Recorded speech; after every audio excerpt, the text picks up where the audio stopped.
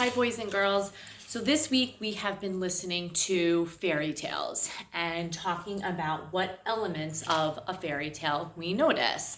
So today I'm going to read you another fairy tale called Hansel and Gretel. And while I'm reading, just pay attention to some of those different fairy tale elements. And this chart is also in your Google Classroom so that you guys can always refer back to it. All right, so here we go. Hansel and Gretel by James Marshall.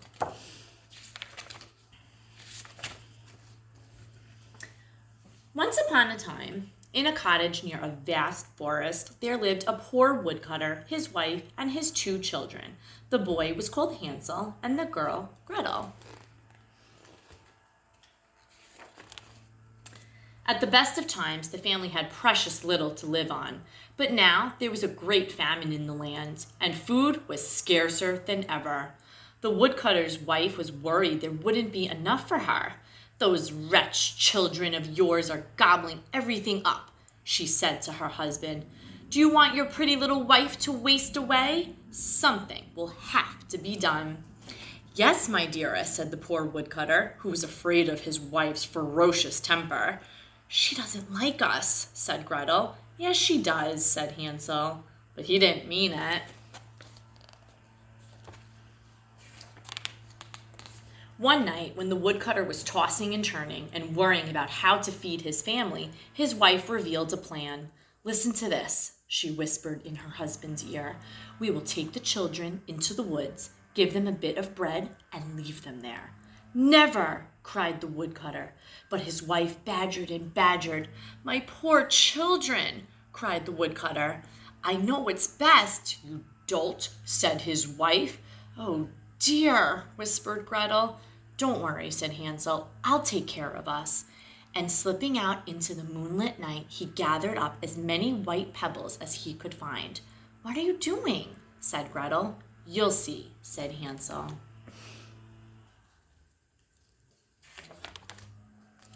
"Up, you lazy bones!" cried the woodcutter's wife early the next morning. "It's time to go to the forest to fetch wood." And she gave Hansel and Gretel a crust of bread. "Save it for lunch. It's all you'll get." The family set off. In a short while, Hansel stopped and turned around. Soon he did it again. "Why are you lagging behind, Hansel?" asked his father. "I'm looking back at my white kitten on the roof," said Hansel. "You donkey," snapped the woodcutter's wife. "That's not your kitten. That's the morning sun on the chimney." They entered the vast forest.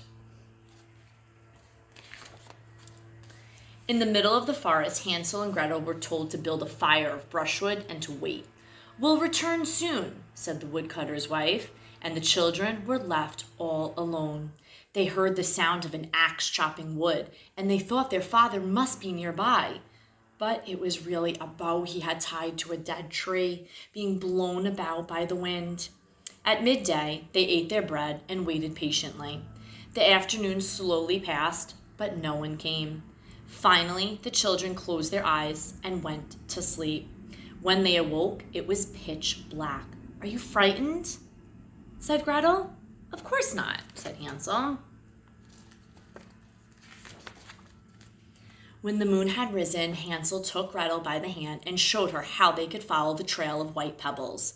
"What a clever brother I have," said Gretel. It took them the rest of the night to get out of the forest. When the children arrived home at daybreak, the woodcutter's wife was shocked and infuriated, although she quickly pretended to be glad to see them. "We thought you were never coming back," she said.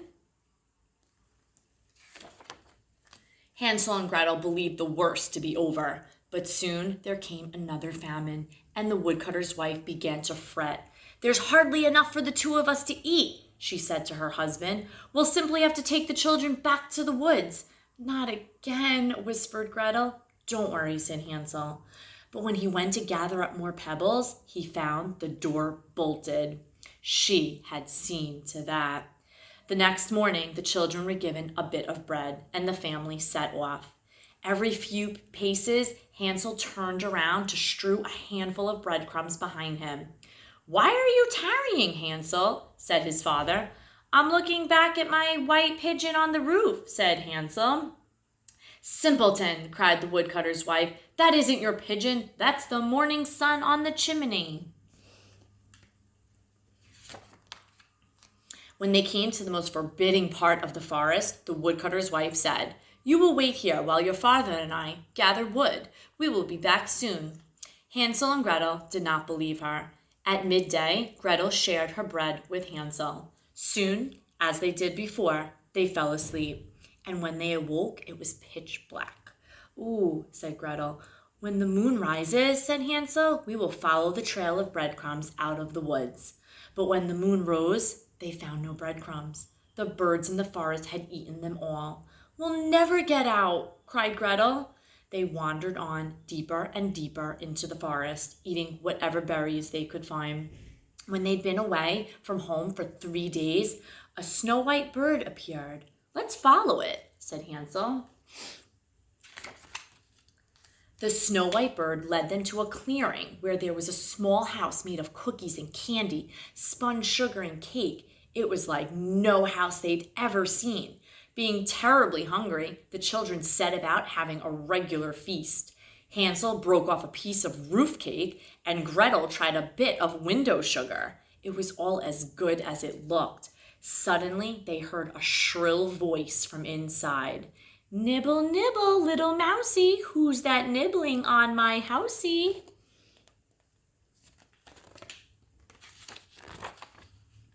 The door flew open. "What's this?" said a lady who Gretel was sure was a witch. "Two tasty, pretty children have come to stay. Now, don't be alarmed, my angels. I'm really very sweet." And she took Hansel and Gretel by the hand and led them inside where a scrumptious dinner of sugared pancakes with apples and nuts had been prepared. Hansel and Gretel ate until they were perfectly stuffed. "Time for sleep now," said the lady, and she tucked them into snug, warm beds and tiptoed away. "She's nice," said Hansel. Said Gretel. The next morning, the lady, who was indeed a witch, snatched Hansel from his bed, carried him outside, and tossed him right into a cage. "Lovely," said the witch, "lovely. This is where I shall fatten you up, and when you're all plump and juicy, I shall have a regular feast." "You let my brother out," cried Gretel. But the witch, who was delighted with her handiwork, only cackled and did a little dance. Poor Gretel, who had to do the witch's bidding, was put to work cooking enormous meals for Hansel. For her own dinner, Gretel was given only crab shells. Every morning, the witch would go to Hansel's cage to see how much fatter he'd grown. "Hansel, stick out your finger," she said, and Hansel would stick out an old chicken bone. Witches, as everyone knows, have beady red eyes and dreadfully bad eyesight. "I simply don't understand it," said the witch. "You're as thin as a bone. Can't eat you yet." Now Hansel's little trick worked for some time. Every morning the hungry witch was annoyed to find him still so scrawny. "Phooey," said the witch, "not yet." But finally she had run completely out of patience. "I'll just have to eat you as you are," she said. And she had a consoling thought. Perhaps she should eat the little one too. "Gretel, dear," she said, "would you please peek into the oven to see if it is sufficiently hot?" But Gretel saw what she had in mind. "I don't know how," she said stupidly. "Goose," cried the witch, "I'll show you." And she crawled partially into the oven. Really, there was only one thing for Gretel to do. She gave the witch a tremendous shove.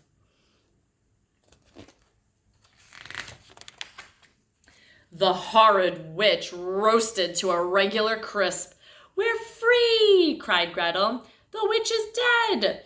Hansel flew out of the cage like a bird. "What a clever little sister I have," he cried. Together they explored the witch's house, where they found boxes and boxes of precious gems and gold coins. "Better than pebbles," said Hansel. "But now it is time to leave the witch's wood." When they had wandered about for some time, they came to a wide lake. A kindly duck offered to ferry them across. As they neared the opposite shore, Gretel was sure they could see their father's house in the distance. When the children reached home, their father welcomed them with open arms, for he loved them dearly and had been miserable without them. He told them his wife had died. Whether Hansel and Gretel were sorry is difficult to say, but with their father, they lived happily ever after. All right, I hope you guys enjoyed it. So remember, just think about what elements of a fairy tale this fairy tale had.